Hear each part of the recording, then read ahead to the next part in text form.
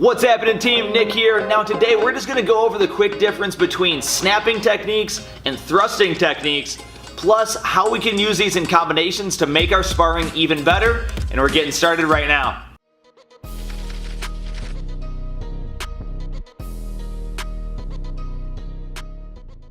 Alright, now as we jump into this video, if you're interested in more training drills and fitness tips, take a second and click that subscribe button and the bell icon. That way you'll be updated anytime we put out a new video.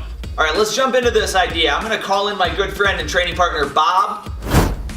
Alright, so if we break down the idea of snapping technique and thrusting technique, the main difference is going to be how much time and energy you stay on the target.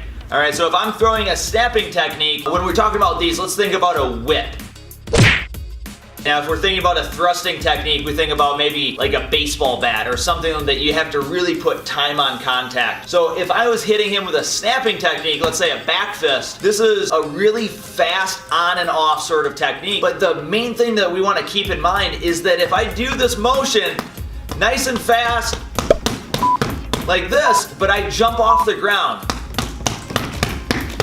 kind of a weird drill, kind of a weird way to look at it, but if you listen, you don't hear any change in how much power I'm delivering into the target. So if we do this one more time,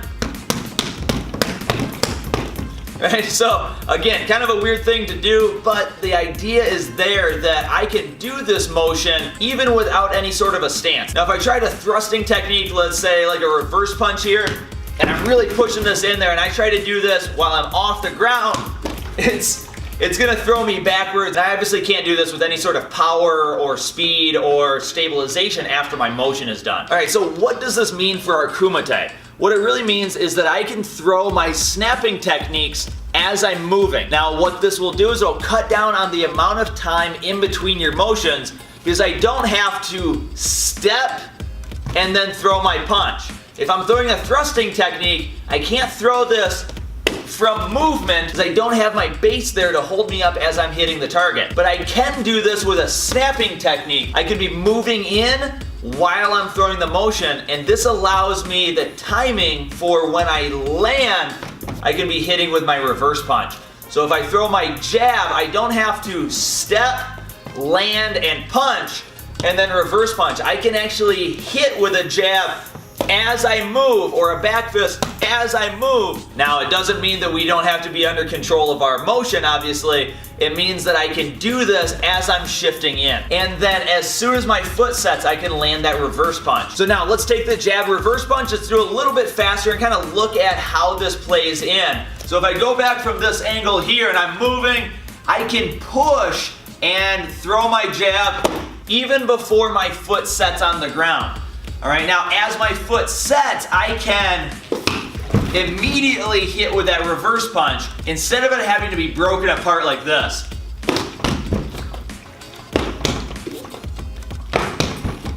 Alright, we can make it flow a little bit smoother.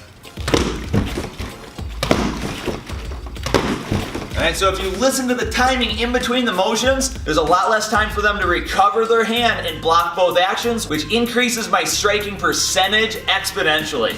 Alright, so that's all for this idea between snapping and thrusting techniques.